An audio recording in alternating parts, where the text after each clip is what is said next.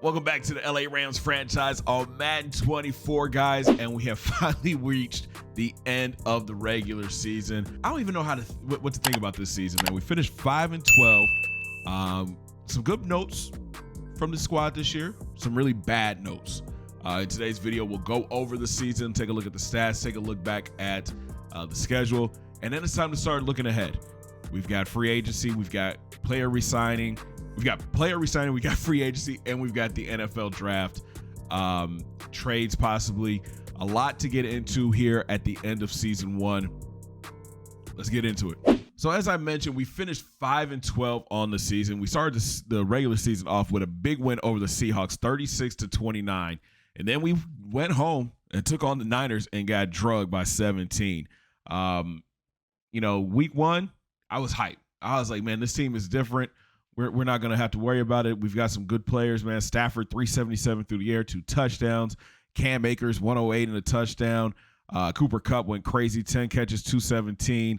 The one glaring weakness was on defense and the offensive line, and that would show out through the whole entire season.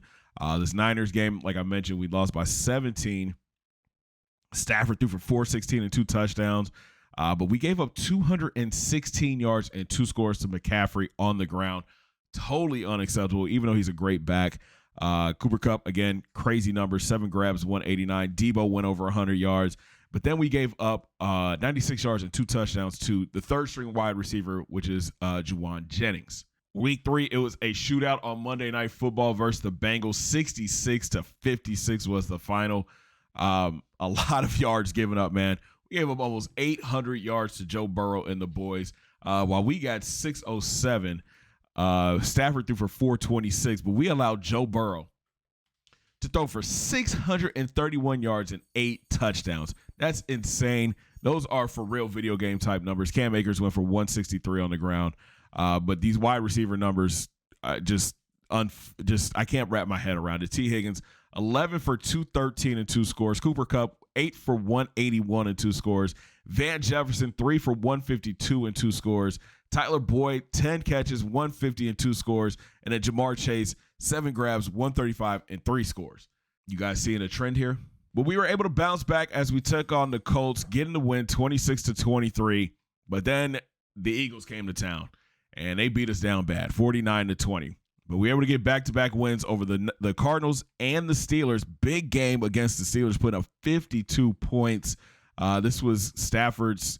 He had an okay game, 337, 2 touchdowns, 3 scores. Cam Akers, 141 on the ground and 2 scores. Again, defensively, man, we couldn't cover anybody with a blanket. Deontay Johnson, 12 grabs, 237.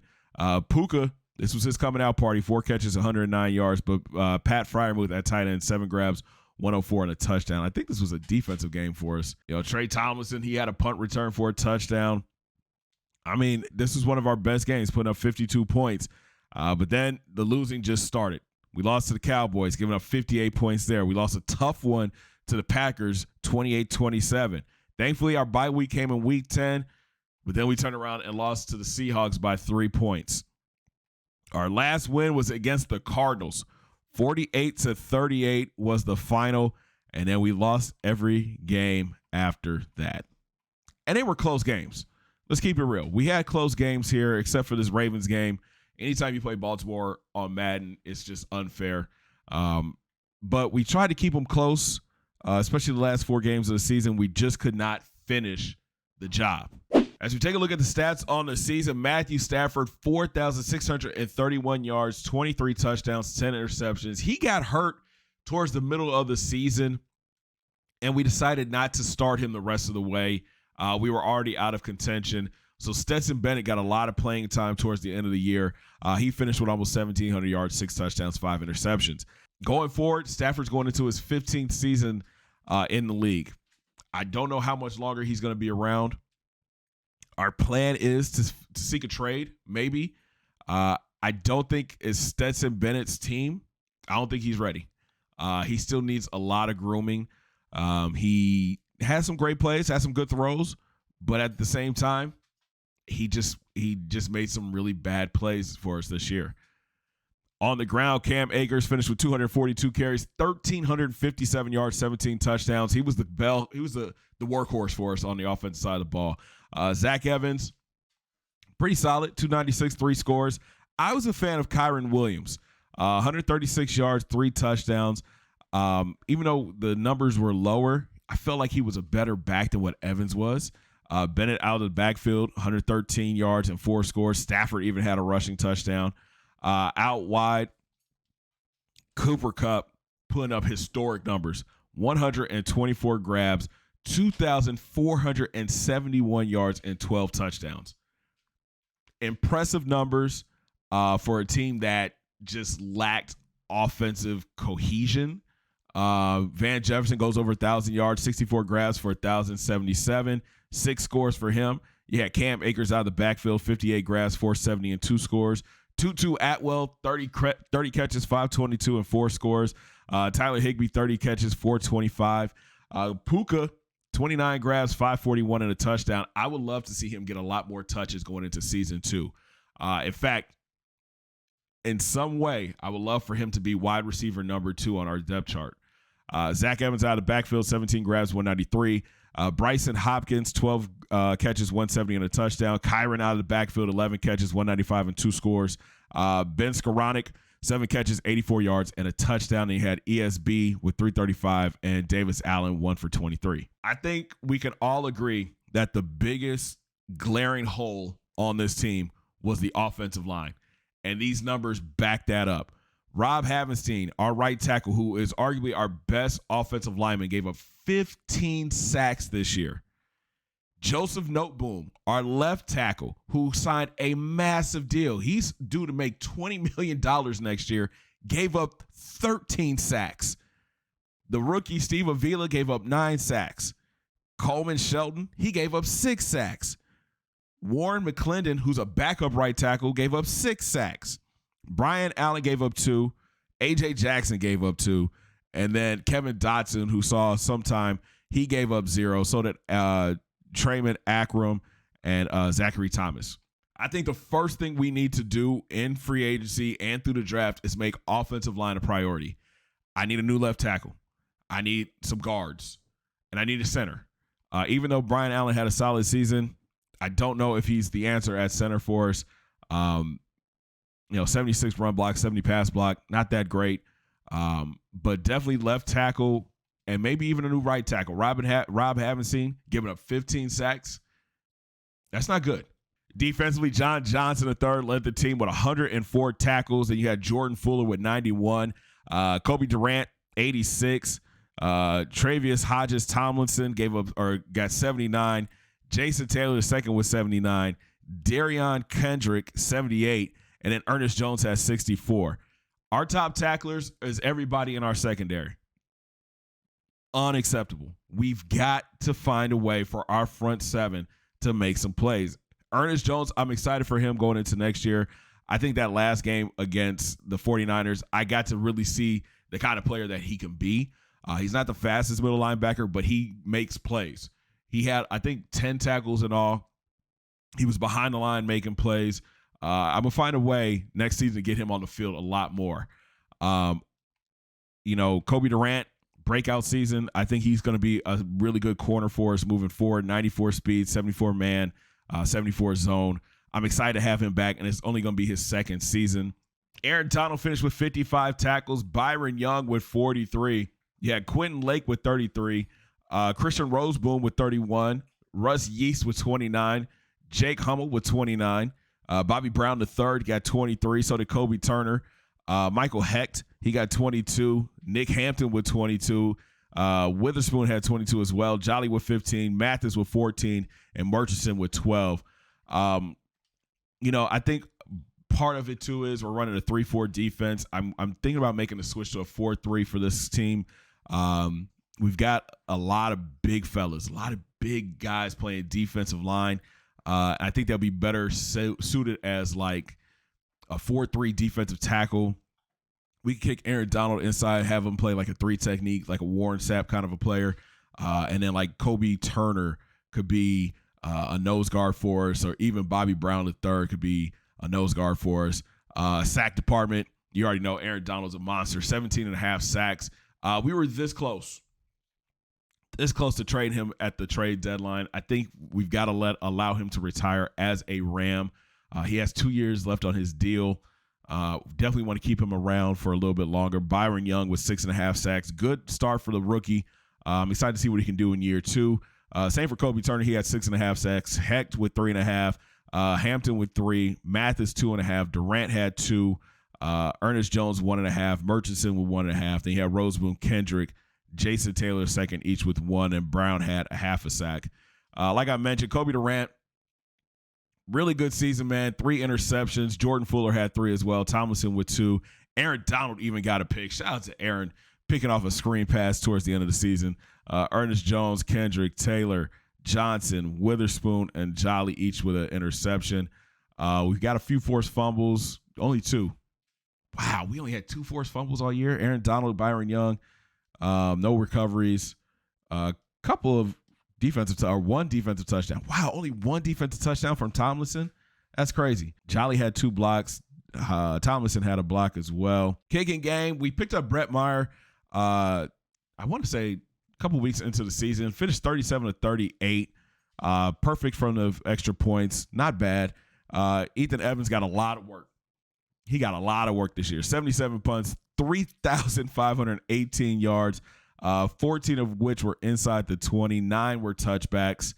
In a return game, I think arguably we have 2 of the best returners in the game. Trey Tomlinson took one back, 97 yards. Tutu Atwell took one back, 100 yards. And then in the punt game, Trey took a punt return back, 89 yards. So looking at the team ranks, this is an interesting stat, man. Our team finished second in scoring, averaging 32 points a game. We had the number 1 passing offense, averaging 337 yards. We had the number 17 ranked rushing offense, averaging about 114 yards. But then on the defense side of the ball, we were dead last in everything. We gave up 39 points per game, almost 329 yards through the air, and 157 yards on the ground, which tells me that defense is another main thing we have to look at, another priority, man, especially the defensive line. Aaron Donald is a star. We know that. He's a superstar, but it just can't be him. We've got to find a way to get some more pressure up front. That's why I'm thinking 4-3 defense. We find another pass rusher on the outside. A defensive end that's definitely a quick player off the edge. That's going to be important. Linebacker help is going to be important as well. I think Ernest Jones is going to be solidified as the starting middle linebacker, but I want to definitely get some outside linebackers that can float to the ball, who can make tackles behind the line of scrimmage. Secondary-wise, Kobe Durant, really good. I think that we've got two other guys that can, be more of slot corners, and Kendrick and Tomlinson. But we definitely need one more corner. I feel like we need one more corner. Free safety, I like John Johnson III, kind of on the slower end. Maybe what we could do is find another free safety, move John Johnson into the box, have him play like a sub linebacker package. Jason Taylor was solid, but his tackling is not that great. John Johnson's a better tackler. And then Jordan Fuller over the top, I feel like he had a really good season. Matching him up against tight ends was tough this year, but I'm expecting big things out of him next year. So let's look at money going into next season. Aaron Donald is due to make $21 million, but that's not even the biggest contract, man. Matthew Stafford is due to make $49.5 million next year. Cooper Kupp, 26.3. Aaron Donald, 21.7. And this is the contract I was talking about. Joseph Noteboom, $20.2 million. I did do some restructuring. Stafford, I restructured Stafford's deal.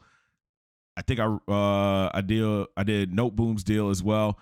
We're due to have like $90 million next year. But I'm hoping to clear some of this cap up. I'm looking to trade Noteboom. That's number one. I think we got to get rid of him. Him jumping up $14 million and giving up 15 sacks this year, not a good look. Havenstein might be another player we look to trade. He should have some worth on the market, but it's going to be tough to move this Stafford deal. I like Matthew Stafford. I think he did a solid job for us this year. But, if we're looking to rebuild, this is one of those players that might have to be put on the block. I'm going to search around, see which team kind of needs a quarterback going into next season, see if we can work out a deal. And I'm pretty sure you're wondering, if you move Stafford, what's the plan? Well, there's a quarterback that's just been sitting on the bench for a couple years, man. He kind of lost his starting job, and he hasn't had a chance to kind of show what he can do. And that's Trey Lance. I think bringing in Trey Lance would be a good move for this team. He's got 92 throw power. The deep accuracy, medium accuracy needs some work. He's got 84 short. Again, this is one of those kind of players that can come in and help us out with 87 speed, 91 acceleration. If we need him to get out the pocket, he can. I think that he has 1 year left on his deal. Yeah. So after this year, he's only got 1 year left. $10 million, not bad. Not bad at all. Here's the thing. We can bring him in for a year. If he does not work out, we can let him walk and then go get our quarterback of the future in the draft next year, which is going to be a quarterback-heavy draft next year. This year, quite a few quarterbacks. Don't get me wrong. I just don't think they're the right fit for this team. Trey Lance could be that guy. I don't know. That's who I'm thinking. Again, I'm looking at long-term instead of short-term. If we're able to trade for him, that'd be a good pickup. There's also Zach Wilson. I'm not a big Zach Wilson guy, even though he has a strong arm, 93 throw power. I'm not too big on him. That's really it. There are no other quarterbacks that are out there that we could make a play for that could really impact this team right now. As far as trading Stafford, we could go after a player like Ryan Tannehill. There's Malik Willis, too, out there. I think the Titans are ready to move on and make Will Levis their starting quarterback into next year. Tannehill, I don't think Tannehill's due a lot of money. Actually, he's supposed to be a free agent this year. Tannehill will be a free agent. So if we need to sign a QB, Ryan Tannehill will be out there. I know the Titans have been talking about moving on from Tannehill, and they want to get Will Levis some touches. This might be the time for it. The Vikings could be looking for a quarterback. I think Kirk Cousins is on his last year. I think Tampa Bay would be a solid landing spot for Stafford. It's a lot of money though. They're very tough on their salary cap right now. Their salary cap is not looking good. And they only signed Baker to a 1 year deal. So, we could look to ship him to Tampa Bay. The Cardinals could be somebody. Kyler Murray could be on the market. They just hired a brand new head coach. And Kyler Murray's been injured off and on all season for the past couple seasons. So, Kyler Murray could be on his way out of Arizona. And that's really it. That is really it. Washington could be a landing spot for Matthew Stafford. I think they like Sam Howell, but if they're looking to win now, Stafford would give them an opportunity to do that. And that's really it, fellas. I don't know, maybe the Falcons, but Desmond Ridder had a really good year. It's going to be tough to move this contract, though. It's a lot of money to be trying to trade and move around. But it's all dependent if he decides to come back. He could decide to retire at the end of the year. So I mentioned a couple of minutes ago about some coaches being moved and being let go. Jonathan Gannon is out as the Arizona Cardinals head coach. And Matt Eberflus from the Bears, he was fired as well. The Cardinals went out and signed Eric Bieniemy away from the Commanders. And he is going to be their head coach moving forward. They're looking to get their offense rebuilt. Kyler Murray, again, could be on the trade block if he's looking to get a new quarterback. There's a lot of quarterbacks in this draft, so I'm interested to see what the Cardinals do with that number 1 pick. And then the Bears brought in a familiar face. Former quarterback Jim Harbaugh takes over as head coach. He left Michigan after all the accusations of sign stealing and becomes the Bears' new head coach. What does that mean for the future of Justin Fields and this offense? It's going to be a fun offseason, y'all. So I mentioned before the NFL draft is going to be very key for our team to keep rebuilding. We have, I believe, going in the number 4 or number 5 pick in this year's draft. Now, again, quarterback heavy at the top. Clinton Simpson is supposed to be the number 1 player on the board right now. The quarterback from Kansas, 6'4", 243. He has good to great throw power. He has marginal to decent speed. He's got poor to marginal acceleration, but he has great to elite change of direction. He comes in with a B deep accuracy, A to C medium accuracy, and A to C short accuracy. His throw power is not up here. Yeah, and he has B under pressure. Seems like a solid QB. I just don't know. I don't know if he's a fit for us. Then if you want to go defense, Dominic Randall might be the best player in this draft at the speed rusher. Outside linebacker from Ohio State, 6'2", 239. Comes in with A pursuit, B to D tackle, A to C block shedding. He's got great to elite speed, solid to good strength, great to elite acceleration, good to great agility, good to great agility. He's got B power move, A to C finesse move, B to D catching, A to C block shedding. This could be a really good player for a team.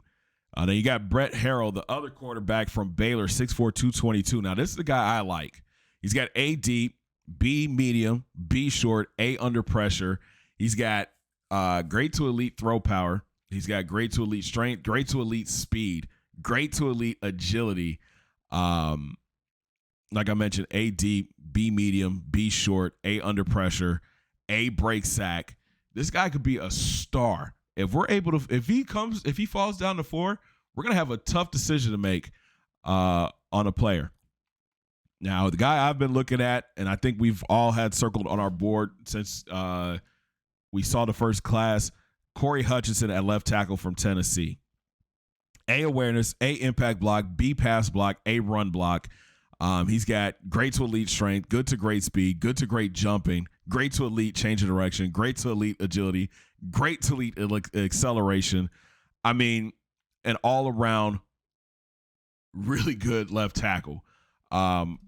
We want to get this offensive line better. I think Corey Hutchinson would have to be the pick. He's got A to C block finesse, C to F pass block power, which is a little concerning, but he's got A to C run block finesse and B to D run block power. That's all. We can all fix that. That's a fixable thing. The finesse block and the power block, that's a fixable thing, depending on what his trait is. But if we want to get this offensive line better, we got to start looking at Corey Hutchinson. As we go through the board, like I mentioned, they've got 4 or 5 quarterbacks going here in the first round. Starting things off with Clint Simpson. You got Brett Harrell, who we've looked at. Brad Samuel is an interesting player from Wisconsin, 6'1", 190. Then you got Scott Wheeler from Auburn, strong arm quarterback, 6'4", 217. Tremont Sowell from Louisville, 6'2", 216, more of a scrambling type back. And then Kevin Johnson from Nebraska could be the one. Lamar Jackson-like, okay? 6', 206. And then that's it. Everything kind of just falls off after that. You got Tevin Roach from BYU at 6'3", 220. Running backs, very top-heavy this year. Kenny White, Tyler Harris, 2 of the best backs in the country. I believe Tyler Harris won the Heisman this past year. But there's a couple USC running backs to keep your eye on. George Mosby, 6'1", 228, really good back. And then Richard Nelson, 6'2", 206, kind of shifty. He's got A ball carrier vision, A break tackle, and he can come out the backfield and make catches too. Same with Mosby. So I like our running back room right now. I think Cam Akers is the lead dog. Kyron Williams has kind of solidified himself as the running back number 2. So, I think we might stay away from running back this year. Where we could find somebody as wide receiver, I would be interested in adding another wide receiver to the group. Kevin Warren is the top wide out here, best route runner by far. Cole Olsen, another really good wide receiver from Ohio State. So top 2 wide receivers are from then you got Burdett, Williams, a speedster from Texas. But the guy that we really have had circled for the past couple of weeks, and I think that he is going to be a problem, is Tucker Whitfield. 6 foot, 186 from USF. He's projected to be a top 5 talent. This guy is going to be scary. Let's look at his physicals first. Great to elite speed, great to elite acceleration, great to elite agility, great to elite change of direction, great to elite jumping. He has A, ball carrier vision, B, carrying, A, catching traffic, B, catching, A, deep route, A, juke move. He's got C, medium route, C, release. Okay, we can work on that. But he's got A, short, and F, spec catch. This dude could be a really good slot wide receiver for us, or we could put him on the outside, have Puka on one side, Tucker Whitfield on the other side, and allow Cooper Kupp to be the guy in the slot running everywhere. He's projected to go 3rd or 4th round. If we can pick him up in the 3rd round, I might even reach for him and go 2nd round, honestly. We go to the offensive line, and like I mentioned, Corey Hutchinson might be the best offensive lineman here. You got Lawrence Butler from Ohio State, 6'6", 325. Phil Mulligan from Missouri, 6'6", 339. And then Alex Harding from Wisconsin, 6'4", 306. He has A, pass block, A to C run block. You know, Wisconsin, they produce a lot of good offensive linemen. Interior offensive lineman, nobody really jumping off the page at left guard. Dan Barber from Michigan, 6'3", 320. He's got A, pass block. Then you got Rick Bailey from Memphis, 6'5", 285. So a lot of day 3 guys here at left guard. Center, there's one center that I've got my eye on, Brandon Bonds from FAU. He's projected to go day 3. He's got A, impact block, A, pass block, B, run block. Again, if we can get some of these guys later in the draft, I guarantee you our offensive line will be a lot better. At right guard, Chad Richardson from Texas. He's going to be a stud, 6'2", 332. He comes in A, run block, A to C pass block, A to C impact block. You got Brandon Rogers from Notre Dame, 6'3", 299. And then Harold Griffin from USC. He's got A, impact block, B, run block. Not too bad. Right tackle, Andy Woods is probably the best right tackle in this class. From Texas A&M, 6'5", 340. And then you got Glenn Cannon from Washington, 6'6", 328. Defensive line, I'm looking for speed rushers. That's what I want. I want somebody who can come off the edge with speed and power. Kyle Way is a top 5 pick, but I just don't see it. I really don't see it. I think if whoever takes Way is going to be disappointed in the player that he is.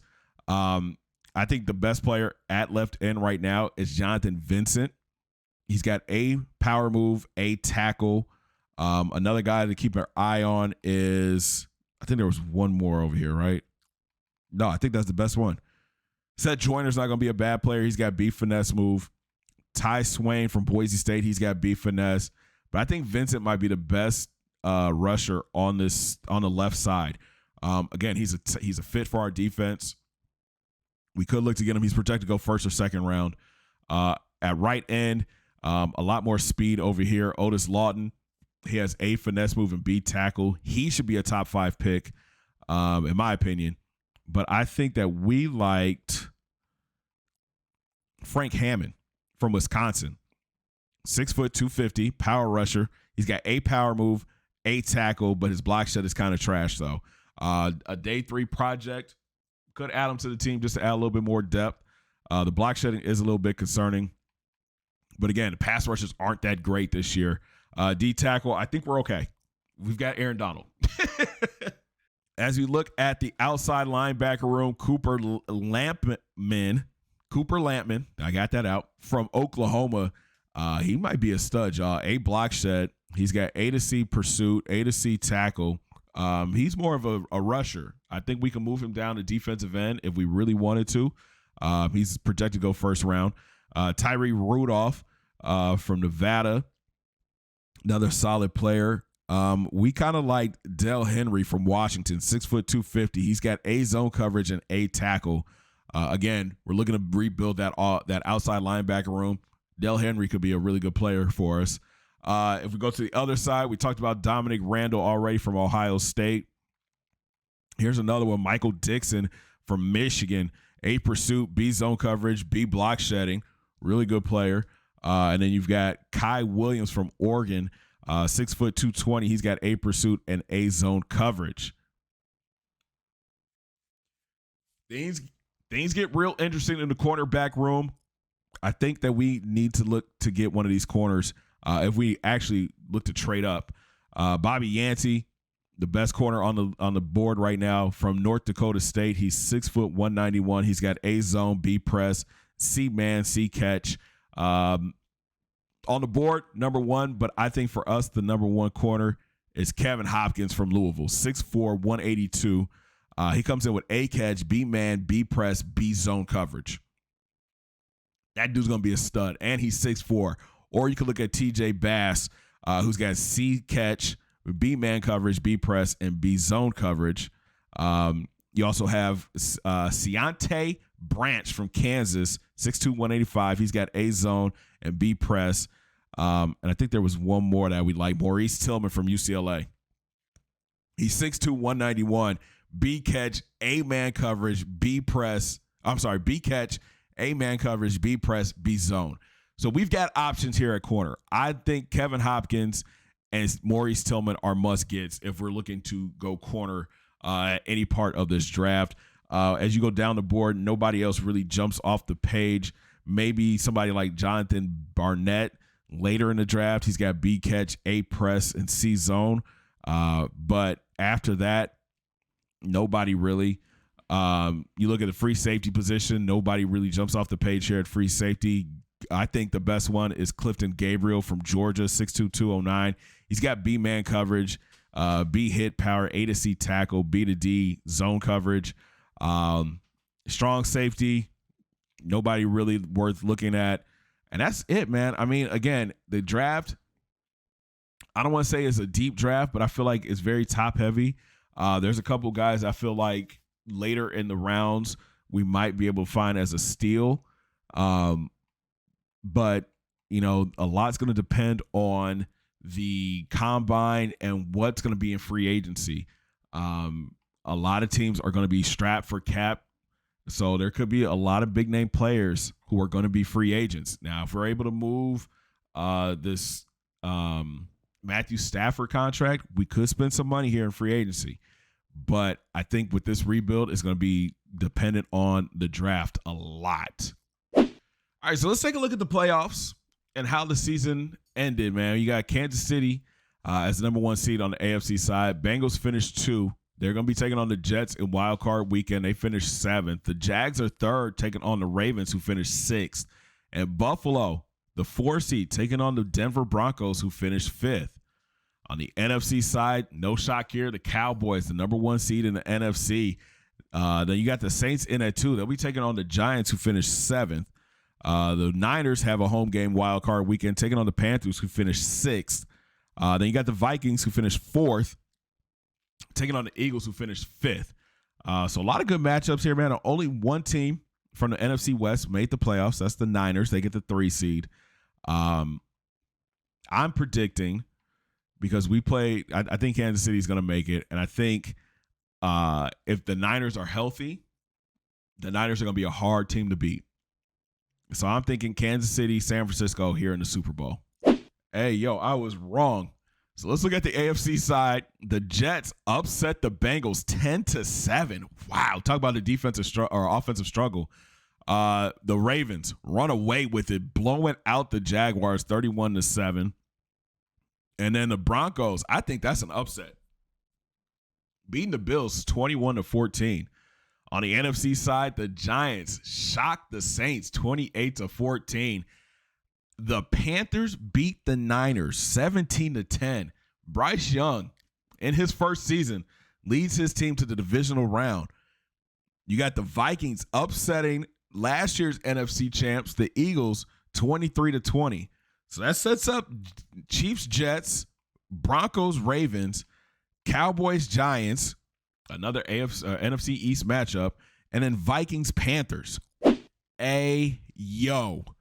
Are you kidding me? The Chiefs get bounced by the Jets. The Jets pull off the upset of Kansas City in Arrowhead 35-21.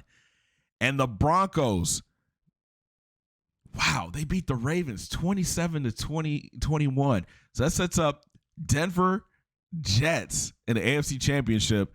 And on the NFC side, Cowboys hold strong 35-7 over the Giants. And then Carolina 31-25 over the Vikings. So that sets up Cowboys Panthers in the NFC Championship. You talk about a weird, like AFC, the AFC, the Chiefs, what's going on? Who had Denver, Carolina on their betting cards? My Lord, the Panthers 31-17 over the Cowboys in Jerry's world. He's not going to be happy about that. And then the Broncos handle business against the Jets 38-7. I didn't see that coming at all, man. Before we get out of here, let's take a look at the Pro Bowl rosters. I already see Cam Akers makes it for the Rams. I'm sure we're going to see Cooper Kupp there too.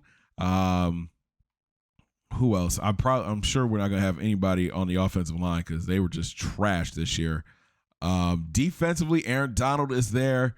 Anybody else? I didn't think so. Brett Mayer? Okay. Come on, man. Kicker. We don't get a return, man. That's whack. So we have 4 Pro Bowlers this year. Not bad. I think, I think they got it right.